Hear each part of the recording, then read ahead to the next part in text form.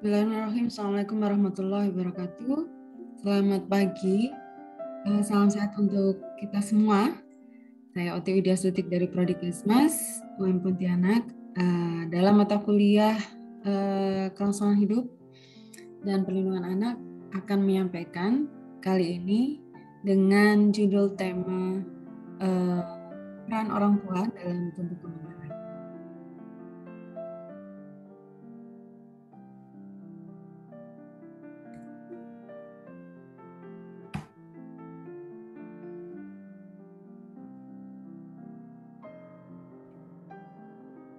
Dan pertama kali yang perlu kita ketahui bahwa keluarga atau orang tua berfungsi untuk memastikan bahwa anaknya sehat dan aman dan memberikan sarana dan prasarana untuk mengembangkan kemampuan sebagai bekal di kehidupan sosial serta sebagai media dalam menanamkan nilai sosial dan budaya sedini mungkin. Orang tua memberikan kasih sayang, penerimaan, penghargaan, pengakuan, dan arahan kepada anaknya. Dengan berbagai macam yang sudah diberikan, tentunya itu adalah bekal untuk mereka bisa tumbuh dan berkembang.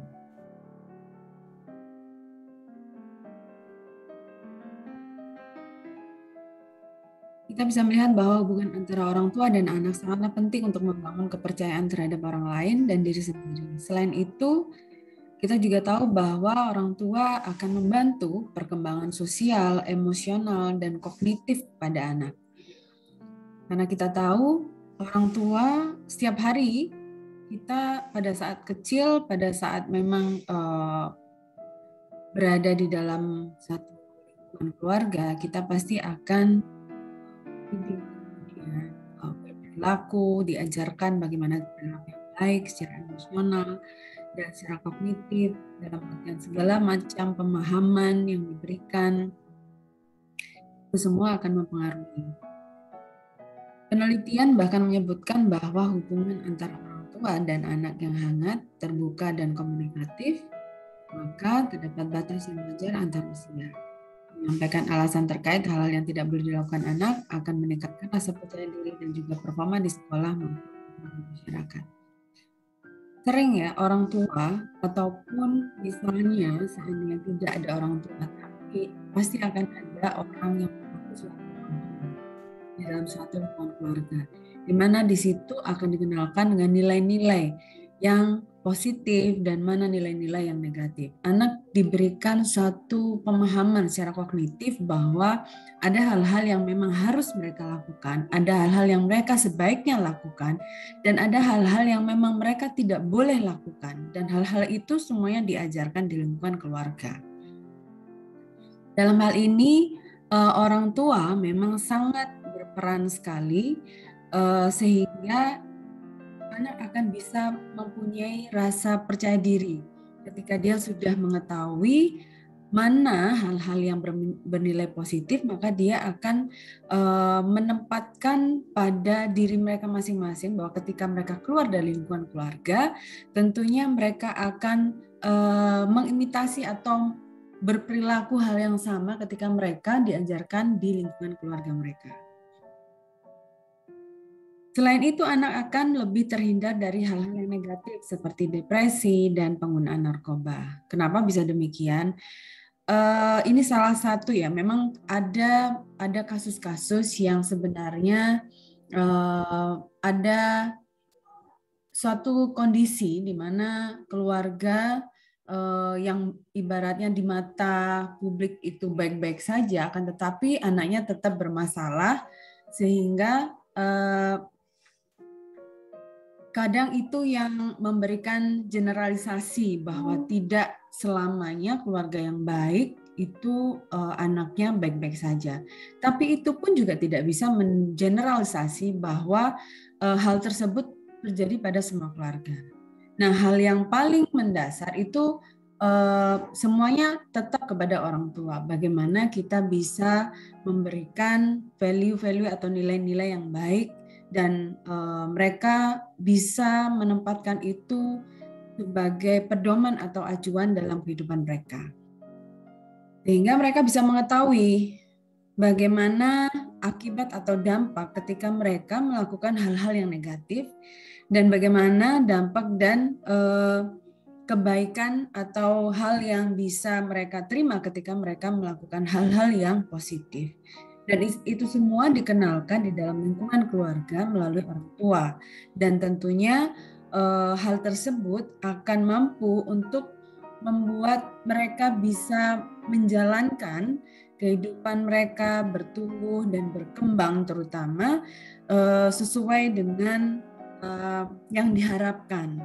Tidak ada nilai yang tidak diinginkan, akan tetapi lebih kepada bagaimana mereka mempertahankan nilai-nilai yang positif yang sudah diajarkan atau dikenalkan pada lingkungan keluarga.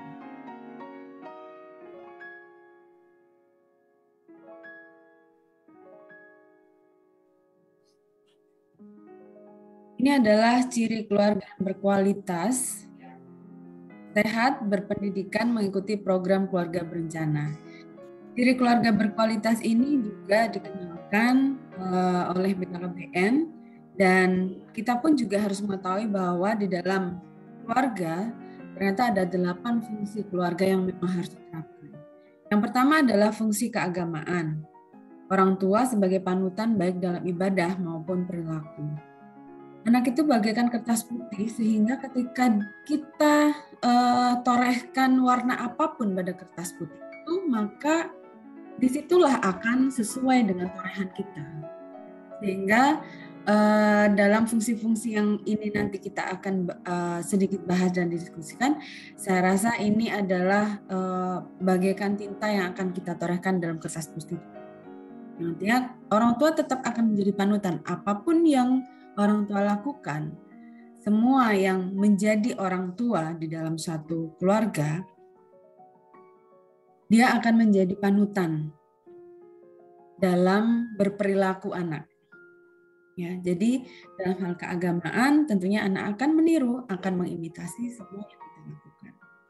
Jadi sebagai orang tua memang ya harus berhati-hati apapun yang dilakukan, karena itu akan menjadi contoh atau panutan dan diimitasi pasti oleh anak.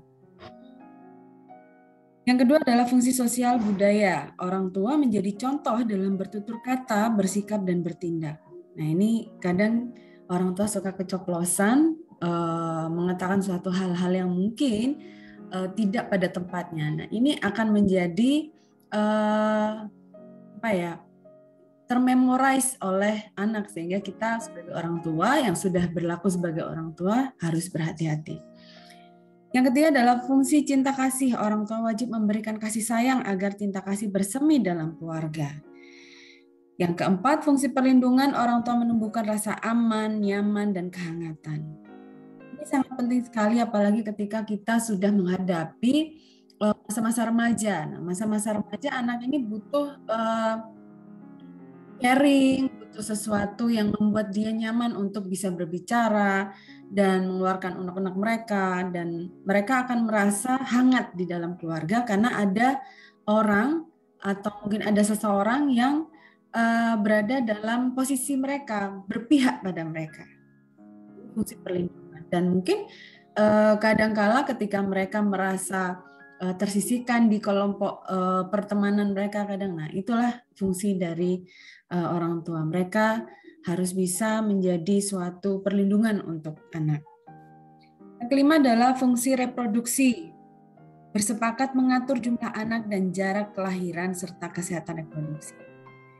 Tentunya ini harus tetap dijalankan karena ini bagian dari perencanaan untuk bisa mempunyai keluarga yang berkualitas, sehingga ada jarak dan tidak selalu dekat jarak kelahiran, sehingga lebih berkualitas dalam mengasuh atau pola asuh anak akan lebih berkualitas. Yang keenam adalah fungsi sosialisasi dan pendidikan. Orang tua memang seharusnya mendorong agar anaknya bersosialisasi dengan lingkungan serta mengenyam pendidikan. Dalam berkeluarga, tentunya biasanya kita bertempat tinggal di suatu lingkungan yang tentunya juga mempunyai beberapa tetangga yang memang harus kita ajarkan untuk kita bisa bersosialisasi dengan para tetangga, sehingga anak bisa mengetahui manfaatnya bersosialisasi apa. Nah, kemudian memang karakteristik anak berbeda-beda, akan tetapi kita tetap harus memberikan satu contoh, satu hal yang baik dalam kita bersosialisasi dengan masyarakat sekitar. Dan tentunya kita juga harus menanamkan selalu bahwa pendidikan itu nomor satu, karena pendidikan itu bagian dari 3 hal yang bisa membuat sumber daya manusia itu bisa meningkat. Selain kesehatan, pendidikan, ekonomi, itu saya rasa cukup penting untuk orang tua bisa menanamkan betul dalam bahwa pendidikan itu harus dijalankan ya sampai setinggi mungkin. Kemudian fungsi ekonomi, orang tua bertanggung jawab untuk memenuhi kebutuhan keluarganya. Saya rasa ini menjadi penting sekali untuk anak-anak kita. Sehingga perlu adanya suatu perencanaan di awal dalam kita berkeluarga, sehingga fungsi ekonomi ini bisa selalu terjaga stabilitasnya. Sehingga perencanaan baik bagaimana kita merencanakan perekonomian, bagaimana kita merencanakan tadi fungsi bereproduksi, sehingga ada jarak, sehingga ada satu waktu yang orang tua bisa memastikan bahwa setiap anak akan mendapatkan pola asuh yang berkualitas, sehingga mereka bisa berkembang dengan baik, sehingga secara emosional ataupun kognitif semuanya bisa tercapai dan anak-anak pun bisa lebih sehat dalam perkembangan. Yang kedelapan adalah fungsi pembinaan lingkungan. Orang tua mengajarkan untuk menjaga dan memelihara lingkungan, keharmonisan keluarga dan lingkungan sekitar. Saya rasa ini cukup penting juga karena akan mempengaruhi juga bagaimana mereka bisa bersikap di dalam suatu lingkungan. Mereka akan belajar bagaimana memperlakukan lingkungan mereka dengan baik.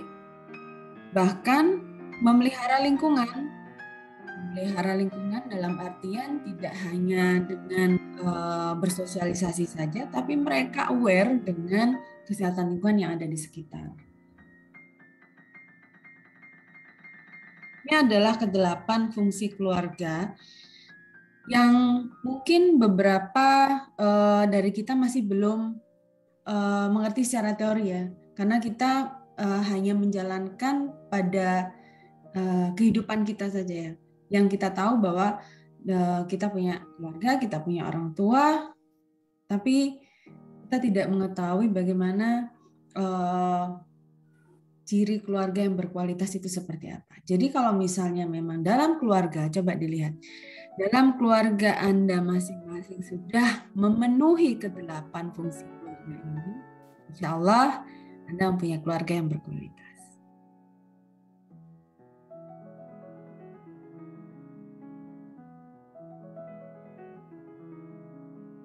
Pada masa remaja, dewasa muda, orang tua memiliki tugas dan peran baru banyak kebutuhan anak pada masa ini ya. Masa sekarang ini luar biasa, perubahan-perubahan yang terjadi bisa secara fisik, kognitif, dan juga sosial. Karena ini adalah era 4.0 dan mendekati 5.0. Sehingga kita perlu tahu bahwa segala informasi yang mungkin itu kita bisa nilai baik dan bahkan buruk, itu semua bisa diakses oleh anak-anak kita. Sehingga kita perlu mengetahui bahwa anak-anak ini sudah bisa berkembang bahkan tanpa kita. Nah, ini harus kita waspadai karena kita tidak tahu apa yang baik, bernilai baik atau value yang baik.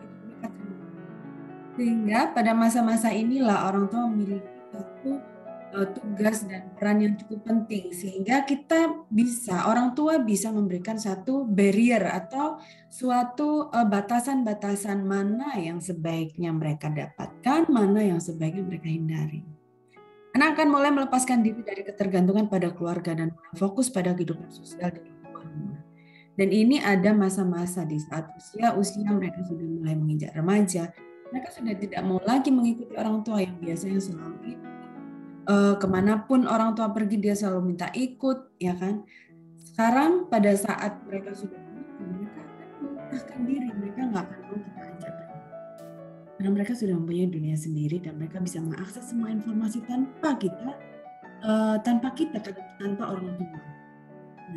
Nah, ini tantangan bagi orang tua adalah bagaimana harus menyeimbangkan antara mempertahankan ikatan dalam keluarga dan meningkatkan otonomi anak seiring dengan bertambahnya usia dan pendewasaan pada anak.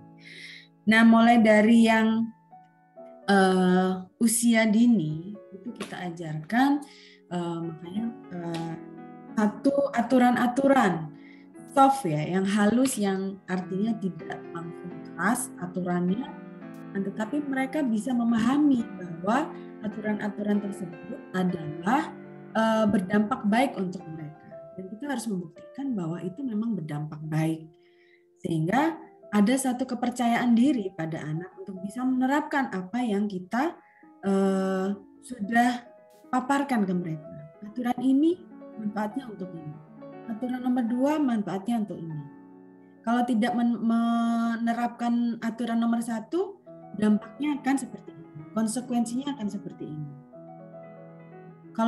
Kalau anak tidak menerapkan aturan nomor 2, dampaknya, akibatnya akan seperti ini.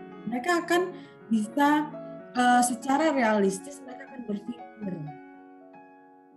Anak-anak akan kita arahkan untuk bisa berpikir bahwa mana yang baik dan mana yang, dan kita harus mempunyai memang satu contoh yang logis dan mereka, sehingga mereka mampu secara kognitif, mereka paham.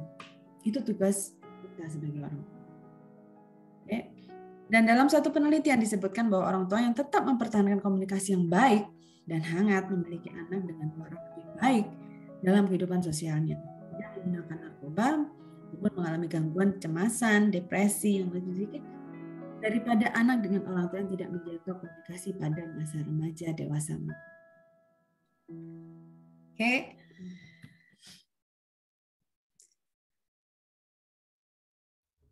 Keberhasilan tumbuh kembang anak dipengaruhi oleh faktor lingkungan, mulai dari lingkungan keluarga hingga masyarakat luas. Peran keluarga, utamanya orang tua, sangat penting dalam membentuk lingkungan keluarga yang harmoni, penuh kasih sayang dan pengertian. Mengapa peran keluarga, utamanya orang tua, sangat penting? Lingkungan paparan pertama dan tersering bagi anak-anak adalah keluarga. Pembentukan karakter dan proses tumbuh kembang pertama kali dimulai dari sini. Anak-anak harus dipersiapkan sedini mungkin untuk menjadi penentu kehidupannya nanti. Harus dipersiapkan untuk bisa membuat keputusan sendiri dan tumbuh menjadi pribadi yang kompeten di masyarakat. Proses ini dapat didapatkan sedini mungkin, tergantung pada lingkungan tempat tinggal mereka dibesarkan. Apapun kondisinya orang tua, baik itu keluarga yang utuh, keluarga yang tidak utuh, selama orang tua bisa berkomunikasi dengan baik, insya Allah saya rasa anak mempunyai suatu role model dari orang tua, itu adalah role model bagi anak. Mereka tidak akan menganggap bahwa mereka kehilangan orang tua, tidak, karena komunikasi selalu dijaga. Disitulah karakter terbentuk. Jadi apapun kondisi keluarga, saya rasa peran orang tua tetap sangat penting.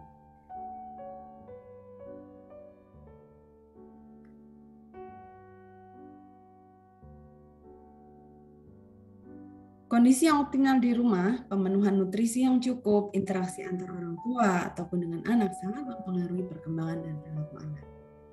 Orang tua bertanggung jawab untuk menyediakan lingkungan yang aman, memantau aktivitas anak, membantu mengembangkan emosi sosial dan kognitif, serta menyediakan arahan dan panduan dalam kehidupan sehari-hari.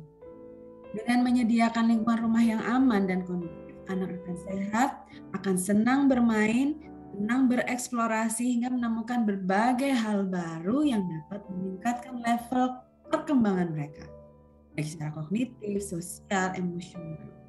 Harapannya kelak dapat menjadi pribadi yang bertanggung jawab dan produktif.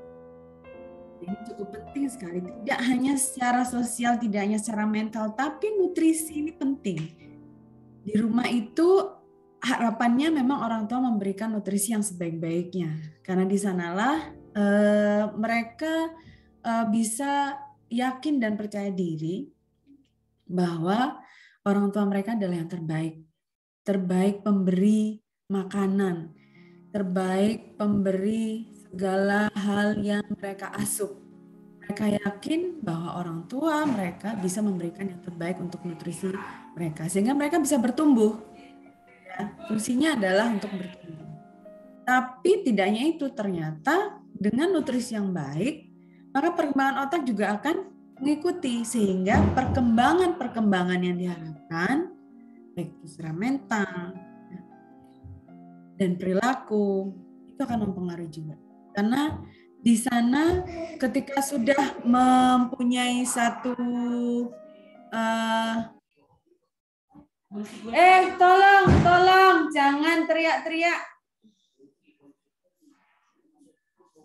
Stop, masuk ke dalam kamar.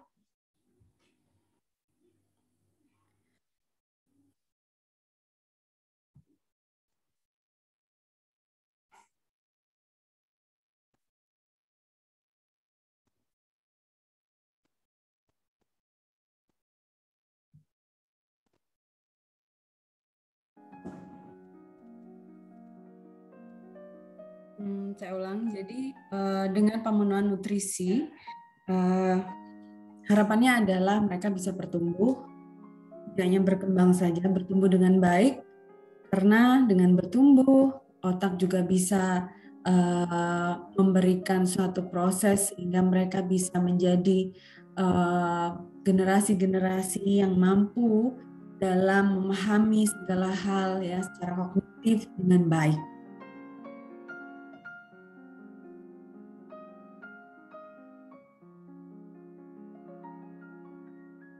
Di sini kita mempunyai UNICEF.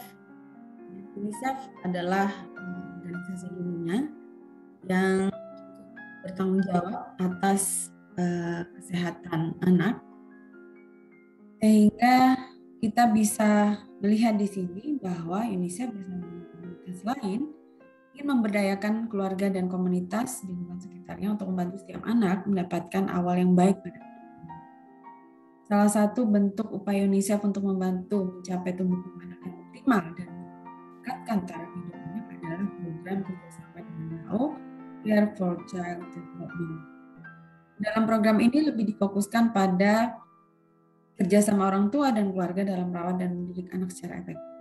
Dan program ini ternyata memang sudah terbukti memiliki hasil yang baik pada keluarga ataupun anaknya sendiri.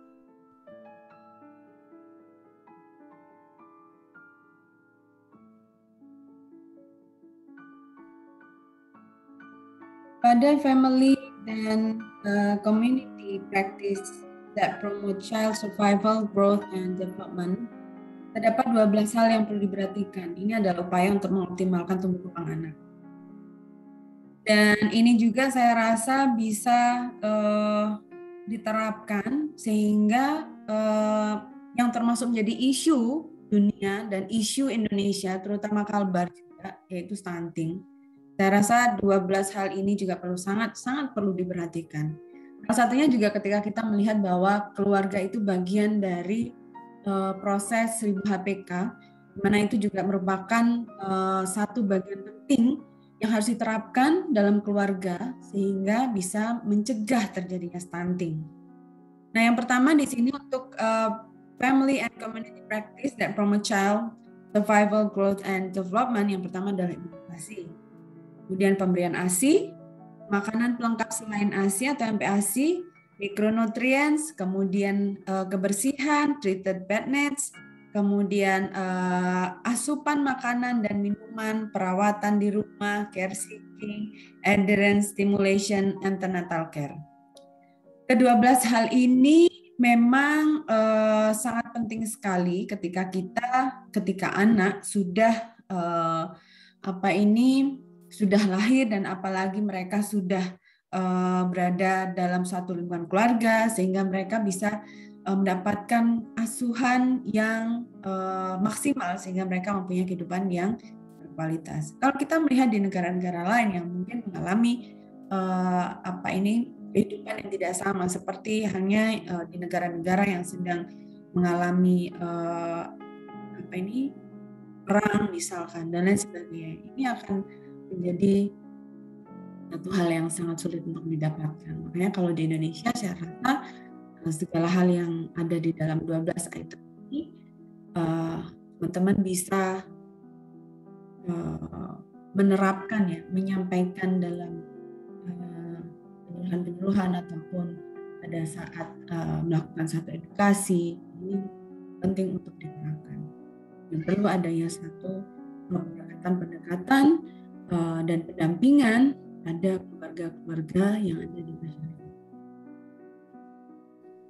Dan tentunya itu melalui juga kerjasama yang tadi memberdayakan keluarga dan beberapa komunitas yang ada di masyarakat.